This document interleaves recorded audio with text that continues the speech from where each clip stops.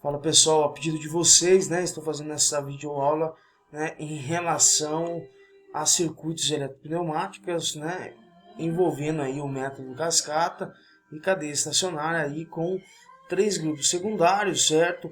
Se a gente tem 3 grupos secundários, então a gente vai usar o que? 2 contadoras, certo? Para energizar o que? Esses três grupos meus aí, certo? Então, dada a sequência aí a mais, B+, B-, C+, C- e A-. Então a primeira coisa que se precisa fazer é dividir em grupos, né? Lembrando que o sino não pode avançar e nem recuar, né, no mesmo grupo, certo? Não pode ter essa repetição de letra aí. Então vamos lá. Então quem que é o meu primeiro grupo, né? Então A+, B+, opa, B- repetiu a letra, então aqui a gente tem, né, um grupo nosso, certo? Então aqui vai ser nosso. Vamos dividir aqui essa sequência, né, em um grupo aqui, certo? Não ficou muito como eu queria, então larga a mão, certo? Deixa eu deletar.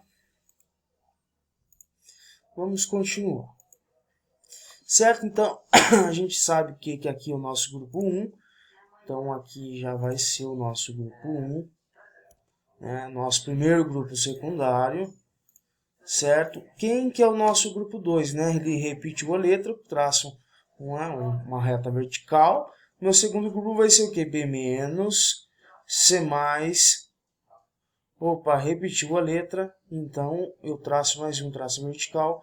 Então aqui está o meu segundo grupo secundário, certo? Então meu segundo grupo secundário, né, vai ser esses dois acionamentos aqui no meu cilindro B recuando e meu cilindro C avançando. Quem que é o meu terceiro grupo, certo? Então, terminando nossa sequência, a gente tem C+, repetiu a letra, a gente faz um traço vertical, e aí sobra o terceiro grupo aí, né? O nosso C-, nosso cilindro C recua e o nosso cilindro A recua também. Certo? Então, a gente tem o quê? 3 setores secundários. Se a gente tem 3 setores secundários, menos um, então quer dizer que a gente vai utilizar somente 2 contadoras ou 2 relés aí para fazer o acionamento da nossa cascata aí. Certo? Então, como vai funcionar? No primeiro grupo, vai fazer qual o acionamento? O cilindro A avança. Quando o cilindro A avançar, chegar no seu fim de curso, quem vai avançar? O B vai avançar, certo? O B chega no seu fim de curso. Opa, a gente entra no setor 2, então a gente tem essa transição, né, da nossa cascata. Então ela sai de um setor e vai para o setor 2, certo? Então beleza, então vamos lá.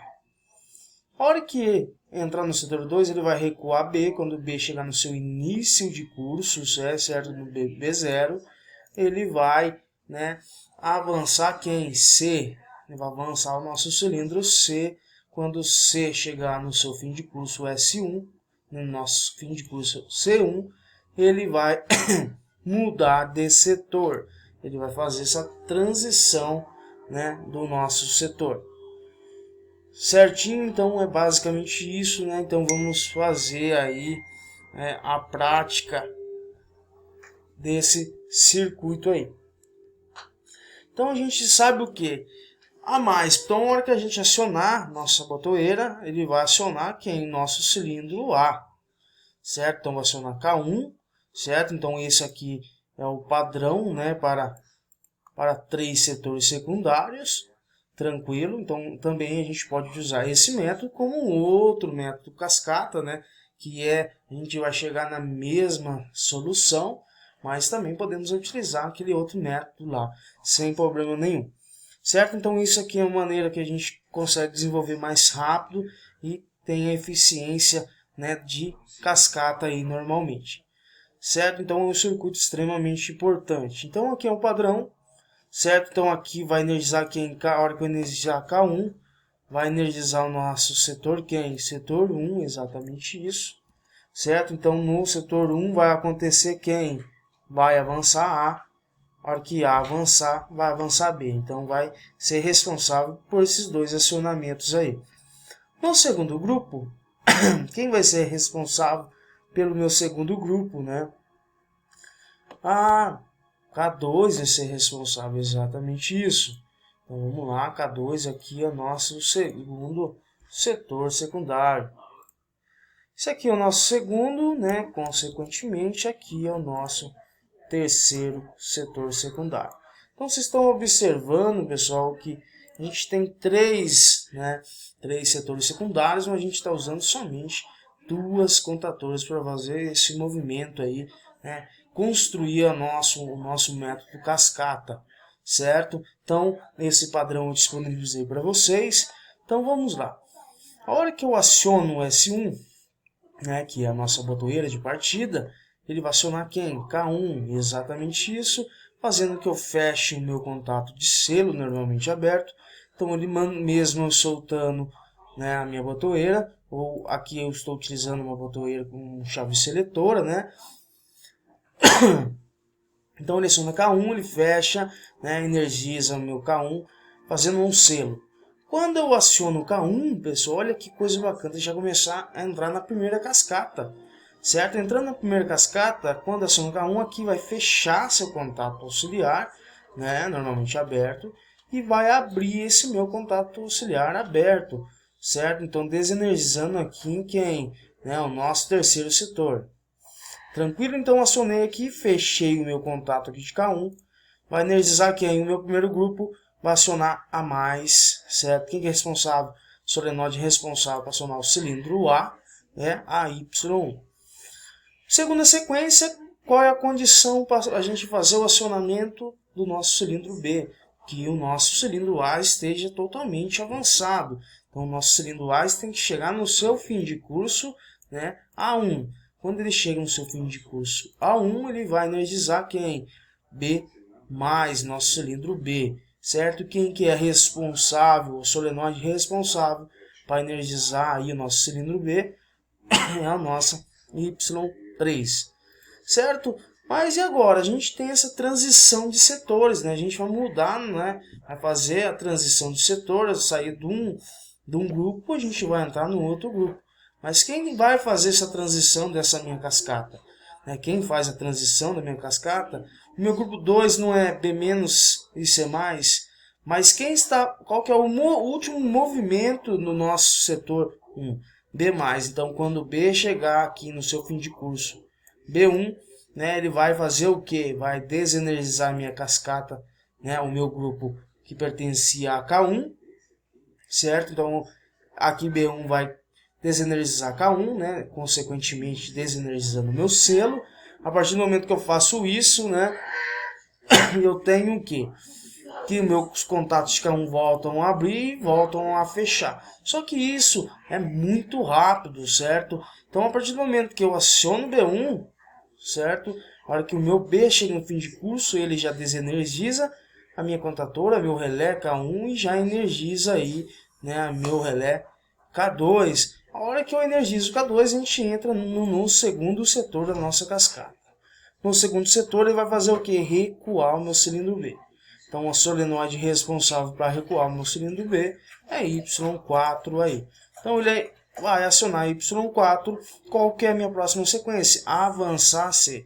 Mas a condição para acionar o meu cilindro C é que meu cilindro B esteja totalmente recuado, certo? Então ele vai chegar no seu início de curso B0, né? A gente está usando normalmente aberto, ele vai fechar, vai energizar o solenoide Y5. O solenoide Y5 vai avançar a minha sequência aqui, né? Meu cilindro C. Então meu cilindro C vai avançar. E qual que é a minha próxima sequência? Recuar C. Então lembram que ele não pode avançar e recuar no mesmo grupo. C- e A- pertence quem? Ao terceiro grupo, certo? O terceiro grupo secundário. Então, quem que está fazendo a transição desse meu terceiro grupo aí? Quem está fazendo a transição dele é quem? Quando C estiver totalmente avançado. Quando C chegar em C1, né, ele vai fazer o que? Desenergizar o meu K2, né, consequentemente abrindo o meu selo e fazendo com o que? Né, os contatos de K2 voltam a abrir e o seu contato aqui de K2 volta a fechar. Então, aqui a gente vai energizar o terceiro grupo. O terceiro grupo vai acontecer o que? C vai retornar, né? Nosso cilindro C vai retornar. Então, a solenoide responsável para retornar C é Y6. Qual que é a próxima sequência? A menos, exatamente isso. Mas qual é a condição, né, para o meu cilindro A aí recuar? Então, a condição para o meu cilindro A recuar é que C seja totalmente recuado. Então, C vai chegar no seu início de curso aqui, C0. Quando ele chega no seu fim de curso C0, ele fecha o seu contato auxiliar, né? E energiza quem? Quem que é a solenoide responsável para recuar o nosso cilindro A? Então, a solenoide responsável aqui é a nossa, né, Y2. Certinho? Então, a solenoide responsável por recuar C, né, é o nosso aí, né, para recuar, na verdade, o nosso cilindro A é Y2, certo? E a condição para que eu consiga retornar o meu cilindro A é quem? Que C esteja totalmente recuado. Então, quando ele chega no seu início de curso C0, né, ele fecha seu contato auxiliar e acionando a solenoide Y2, fazendo com que o meu cilindro A retorne e aconteça fim de ciclo, certo? Então, isso aqui é o método cascata aí para 3 setores secundários, então, através daquele padrão que eu disponibilizei para vocês. Então, não tem segredo nenhum, não tem dificuldade nenhuma aí, certo? Lembrando que qualquer dúvida que tiverem, né, é só entrar em contato comigo. Certinho? Então, é só seguir o padrão, né? Caso vocês queiram utilizar aquele outro método que eu, né, apresentei para vocês, a gente vai chegar na mesma resolução, né, no mesmo método cascata, né, como sempre. Certo? Então, aqui pelo método cascata, né, aqui em cima, aqui a gente tem a nossa parte, né, dos atuadores pneumáticos. Então, lembrando que a gente trabalhando com circuitos com o método cascata, a gente trabalha, né, primordialmente com quem? Com válvulas bidirecionais aí, certo? Então, lembrando que esse aqui é o método aqui, tá? 3 grupos secundários. E para 4 grupos secundários, se eu tenho 4 grupos secundários, eu vou usar 3 contatoras. Então, eu vou acrescentar mais um circuito desse aqui à frente e vou colocar, né, mais um contato fechado aqui. Então, isso aí a gente faz uma cascata aí com 4 grupos secundários. Certo, pessoal? Então, qualquer dúvida que tiverem, né, eu fiz isso, né, esse vídeo a pedido de vocês, né, para sanar essas dúvidas aí. Certinho? Então, pessoal, então é basicamente isso, né? Espero que vocês tenham conseguido interpretar, né, essa sequência de movimentos pelo método cascata aí, né, com 3 grupos secundários, certo? Então, um grande abraço aí, até a próxima.